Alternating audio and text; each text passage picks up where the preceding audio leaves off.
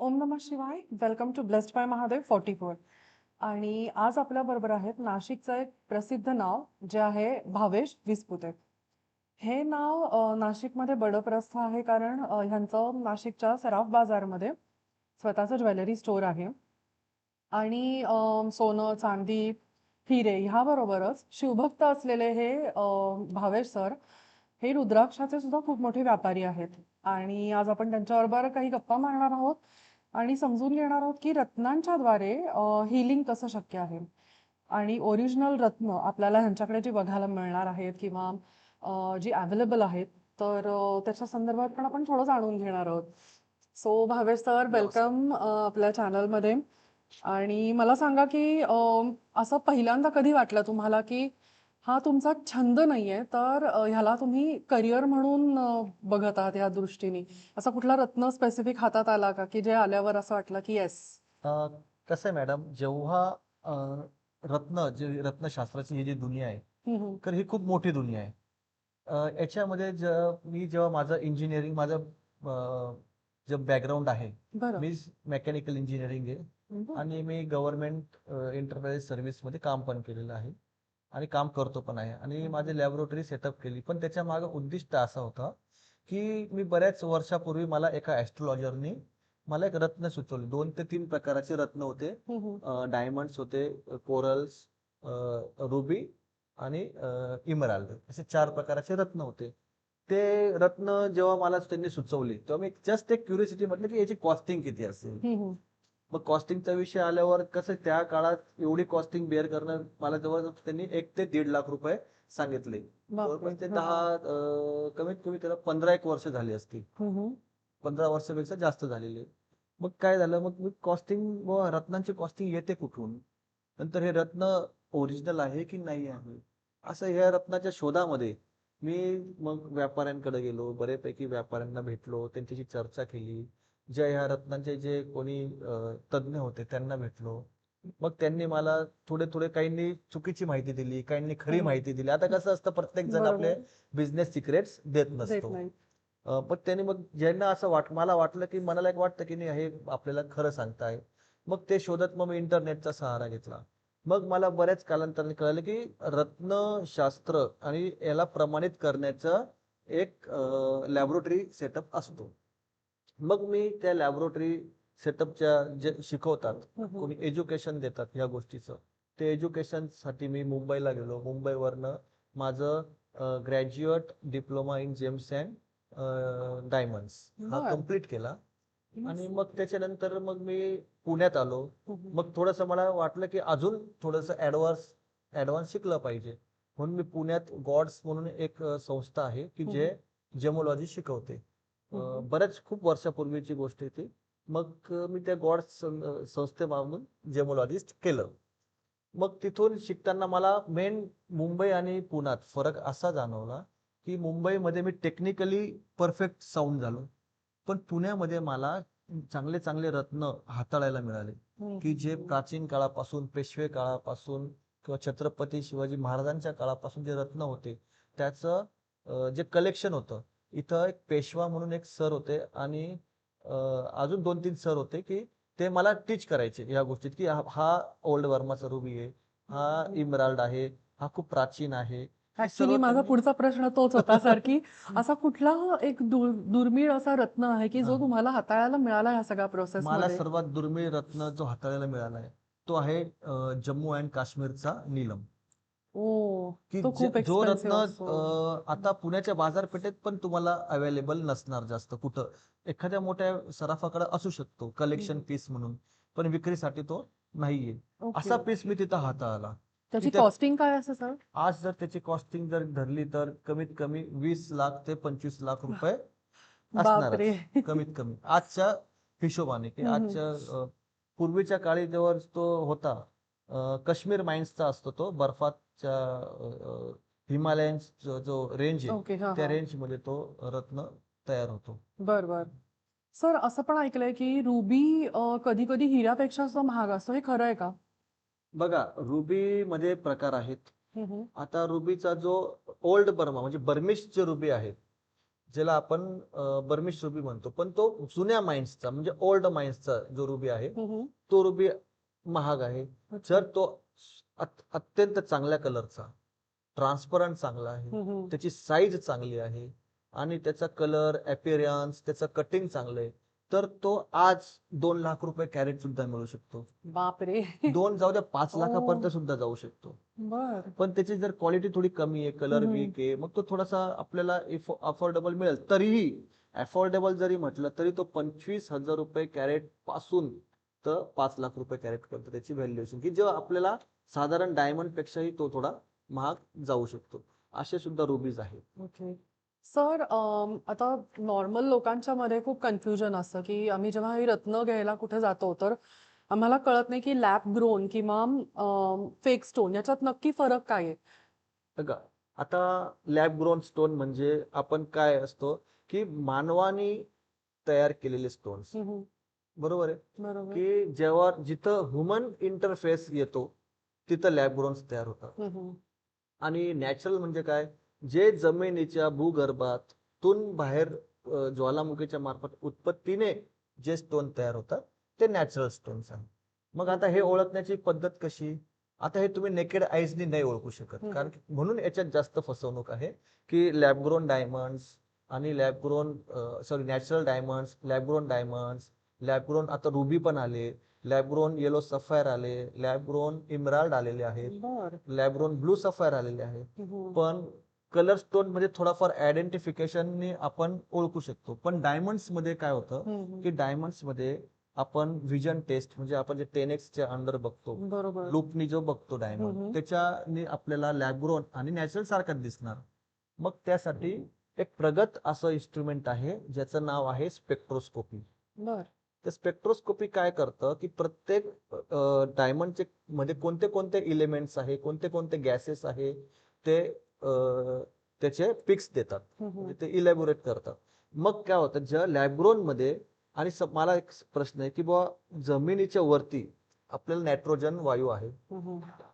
आणि तोच नायट्रोजन वायू जमिनीच्या खाली नाही आहे. हम्म.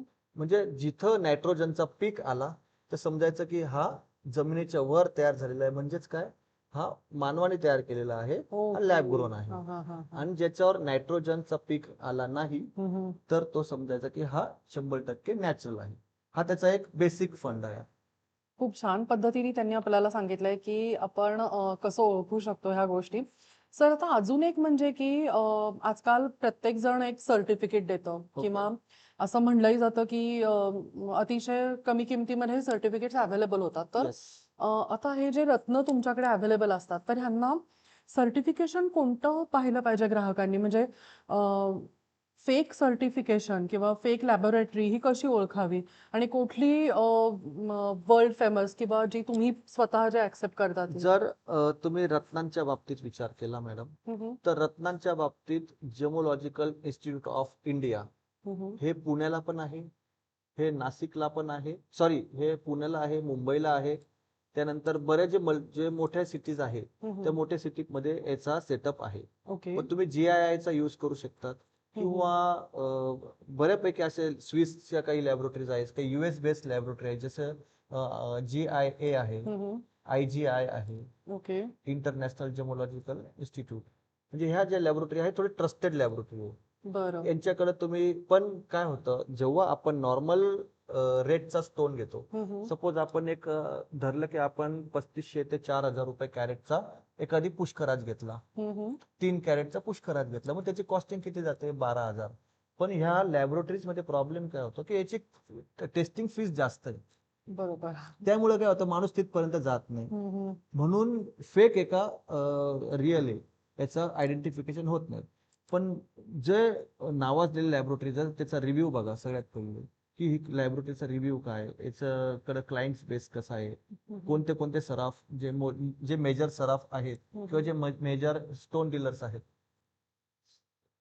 ते कोणते लॅबोरेटरी प्रिफर करतात हे पहिले बघा आणि त्यानंतर डिसाईड करा. कारण की मार्केटमध्ये जवळपास, मी माझ्या हिशोबाने स्टडी वाईज 70% लॅबोरेटरी फेक आहे. ओ. बर. की जे नॅचरल स्टोनला, सॉरी, जे सिंथेटिक स्टोनला नॅचरल म्हणून लिहितात. आणि कस्टमर तिथं बापरे. फसतो. त्यासाठी जेमोलॉजीचा थोडासा अभ्यास अभ्यास असणं करणं, गरजेचं आहे. त्याचे अवेअरनेस असणं, त्याच्या टच मध्ये राहणं गरजेचं आहे. नाहीतर ज्वेलर तरी ओळखीचा पाहिजे की जो कधी फसवणार नाही येस अशी येस. आपल्याला खात्री असेल, जशी मला ह्यांच्याबद्दल नक्की आहे. सो आता कमिंग बॅक टू पॉइंट की आता तुमच्याकडे असे बरेच जण येत असेल की काही प्रॉब्लेम मध्ये आहेत आणि त्यांना रत्न हवी आहेत त्याच्यावरती उपाय म्हणून. ओके. मग तुम्ही त्यांना रत्न सुचवताना प्रॉब्लेम बेस्ड असतात रत्न का राशीप्रमाणे किंवा पत्रिकेप्रमाणे अशी असतात? खूप छान प्रश्न विचारला मॅडम. कारण की प्रत्येक ग्राहकाला हा प्रश्न भेडसावतो हम्म. की मी कोणता रत्न घातला पाहिजे. रत्न म्हणजे हा फॅशन नाहीये बरोबर. की तुम्ही पिवळा कलर मला आवडतो म्हणून पुष्कराज घालाल, लाल कलर आवडतो म्हणून माणिक घालाल, हिरवा कलर आवडतो म्हणून पाचू घालाल. हा फॅशन नाही. रत्न ऍक्च्युली याचा मानवी जीवनावर सायंटिफिकली ऍस्ट्रोलॉजिकली परिणाम होत असतात. तर तुम्ही रत्न जर तुम्ही चांगली कुंडलीचं स्टडी करून किंवा प्रॉब्लेम कोणता प्रॉब्लेम आहे तो स्टडी करून जर एखाद्या चांगल्या ऍस्ट्रोलॉजरला, न्यूमरोलॉजिस्टला, टॅरो रीडर असतील किंवा या क्षेत्रात कोणी पारंगत असेल त्यांचा कन्सल्ट करूनच रत्न घाला. कारण की तुमच्या इथे हे केलं जातं का येस, नाशिकला? मी स्वतः ओके. जेमोलॉजिस्ट आहे, ओ. ऍस्ट्रोलॉजर आहे. बरोबर. त्यानंतर न्यूमरोलॉजी आहे की तुम्ही माझा सुद्धा सल्ला घेऊ शकतात. नक्कीच मला एखादी नक्कीच. फोन कराल की सर की मला असा असा प्रॉब्लेम आहे हम्म. की समजा मनी प्रॉब्लेम जो कॉमन बरोबर. लोकांमध्ये असतो. नक्कीच. हो. मनी प्रॉब्लेम चालू आहे, माझा बिझनेस थोडासा ग्रो होण्यासाठी हम्म. कोणता रत्न घालू. तर मी नक्की त्याला तो चांगला जो रत्न त्याला सुटेबल होईल असं हम्म. रत्न मी त्यांना सजेस्ट करू शकतो. सर ऍक्च्युली तुम्ही आता जे उत्तर दिलं त्याच्याशीच रिलेटेड माझा पुढचा प्रश्न होता की आता समजा तुमच्या राशीला किंवा तुमच्या साठी जो रत्न तुम्ही म्हणजे तुम्हाला सांगितला जातो त्याचा कलर किंवा तो रत्न जर का आवडला नाही तर त्याच्याऐवजी दुसरं काही ऑप्शन असतं का? सपोज आता मी तुम्हाला रत्न सांगितला पुष्कराज घाला. हम्म. पण कसं असतं ग्राहकांचं कॅटेगरीज असतात.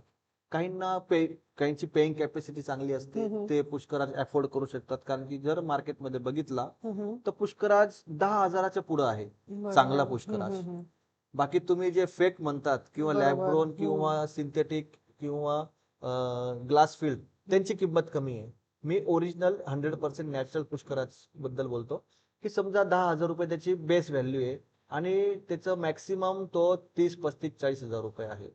पण त्याची पेइंग कॅपॅसिटी तेवढी नाहीये बरं. किंवा काही परिस्थितीनुसार तो तेवढे करू शकत नाही. तर त्याला अल्टरनेटिव्ह सुद्धा जेमस्टोन्स आहेत की ज्याला ओके. आपण सेमी प्रिशियस आणि ते पण छान पद्धतीने आपल्या बॉडीवर यूज केले तर त्याचे इफेक्ट चांगले मिळतात. असे पण काही स्टोन्स आहेत. ओके. बेसिक प्रॉब्लेम बराच आपल्याला ऐकू येतो की साडेसातीसाठी काही आहे का? कारण लोक खूप घाबरतात या साडेसातीला.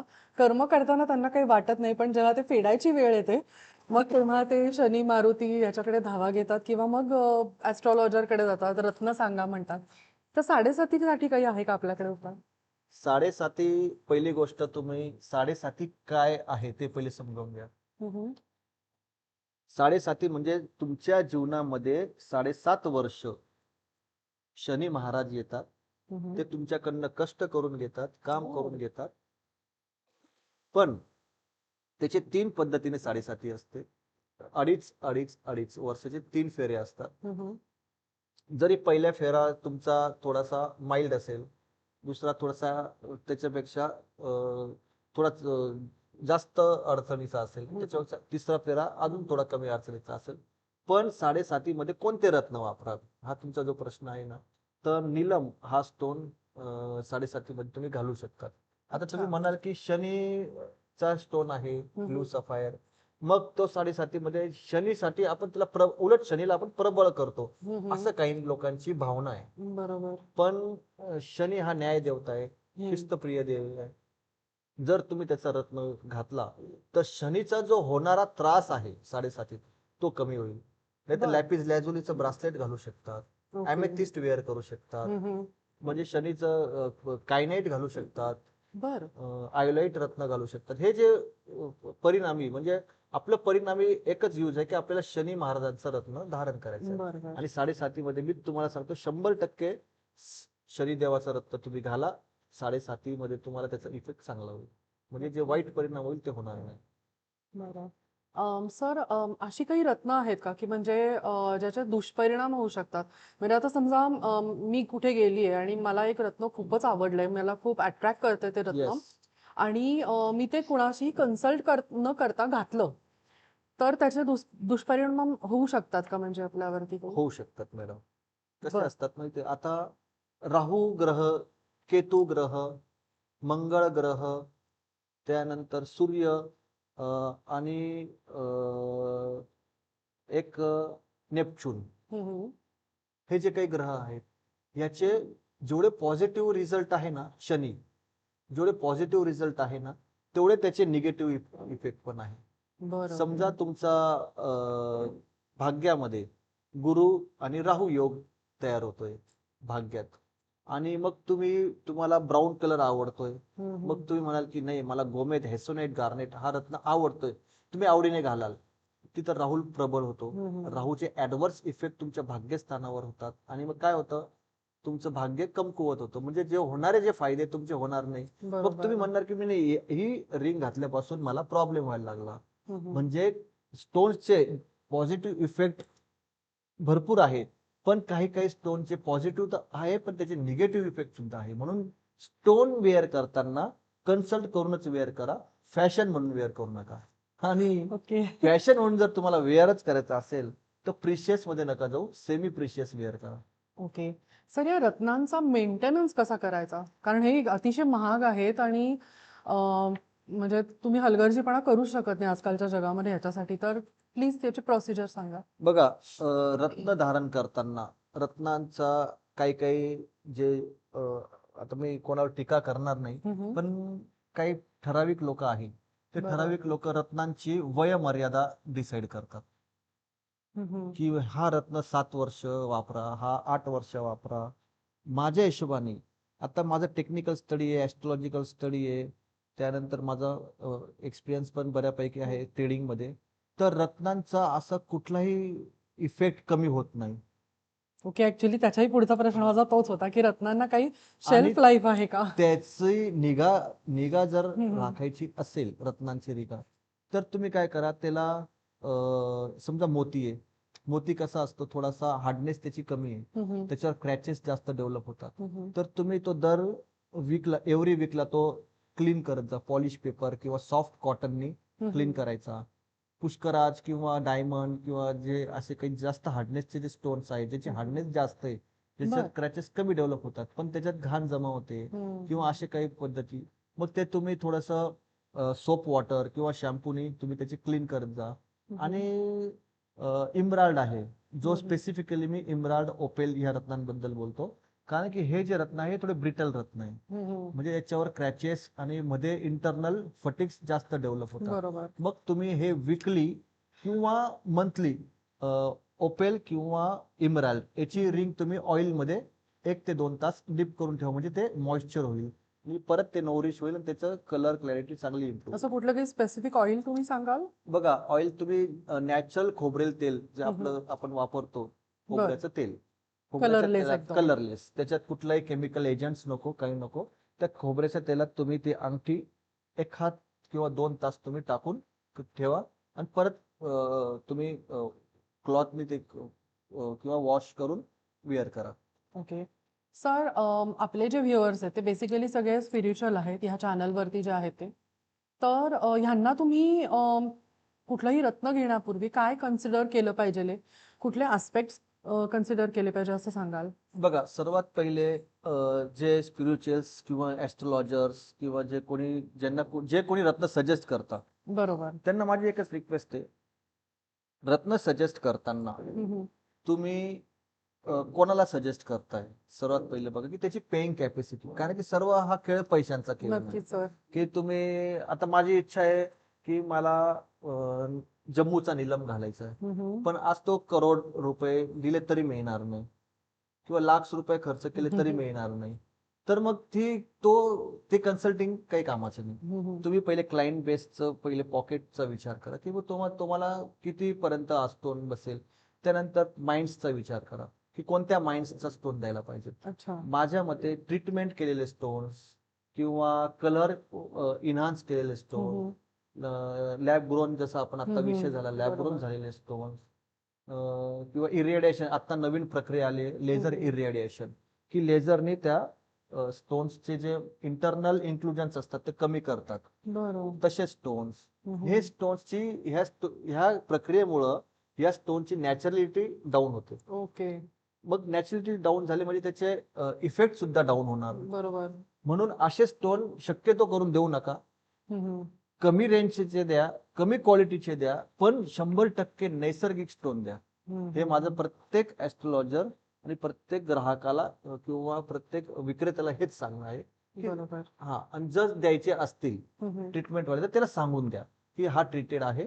कसं आहे, हा श्रद्धेचा खेळ आहे मॅडम. बरोबर. जर एखादा कस्टमर खूप श्रद्धेने आपल्याकडे येतोय आणि आपण जर त्याला एखादी चुकीची गोष्ट दिली तर त्याचं ट्रस्ट त्या गोष्टीवरून उठून जातं. नक्की. मग नंतर तो 4 लोकांना सांगणार, 8 लोकांना सांगणार. मग त्याच्याने काय होतं, आपलं दुकानाचं गुडविल पण खराब होतं, आपलं कार्यालयाचं गुडविल खराब होतं, आपलं स्वतःचं गुडविल खराब होतं. आणि शेवटी आज ना उद्या लॅबोरेटरीज टेक्निक्स वगैरे ह्या काही गोष्टी सर्व आलेल्या आहेत, म्हणून काही हिडन काही राहत नाही. बरोबर. आज ना उद्या लोकांना समजतात की हा स्टोन माझा असा असा आहे. म्हणून स्टोन देताना तुम्ही नैसर्गिक, ओरिजिनल आणि त्याच्या पॉकेटला परवडेल असा द्या.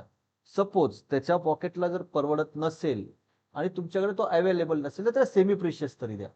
म्हणजे ओके. सपोज पुष्करात जर असेल तर हा. त्याचं सेमी प्रिशियस सिट्री नाही, इमराल्ड असेल त्याचं सेमी प्रिशियस बेरिल आहे. असे प्रत्येकाला प्रत्येक रत्नाचं उपरत्न आहे, बरोबर. उपरत्न द्या. किंवा अजून एक तिसरी प्रोसेस अशी आहे की जर त्याचं बजेट नसेल त्याला पहिले उपरत्न घालायला लावा. जर त्याच्याने त्याला चांगली इफेक्ट मिळेल तर मग त्याला परत तो रत्न काढून नैसर्गिक रत्नावर म्हणजे प्रिशियस रत्नांवर त्याला शिफ्ट करा. ओके. अशा पद्धतीने तुम्ही ग्राहक करू शकता. येस. आपल्याला खूपच प्रेशस माहिती दिली आहे त्यांनी. आणि कमेंट सेक्शनमध्ये मी सरांचं सगळे डिटेल्स टाकून ठेवते. तुम्ही डिरेक्टली त्यांना कॉन्टॅक्ट करू शकता for any kind of assistance. तुम्हाला तुमची कुंडली दाखवून किंवा तुमचा इश्यू सांगून कुठलं रत्न घ्यायचं असेल किंवा काहीही तुम्हाला त्याच्या थ्रू हिलिंग हवं असेल सिच्युएशनवरती, तर तुम्ही त्यांना डिरेक्टली कनेक्ट करू शकता. म्हणजे सरांचा ह्या बाबतीतला एक्सपिरियन्स खूपच छान आहे.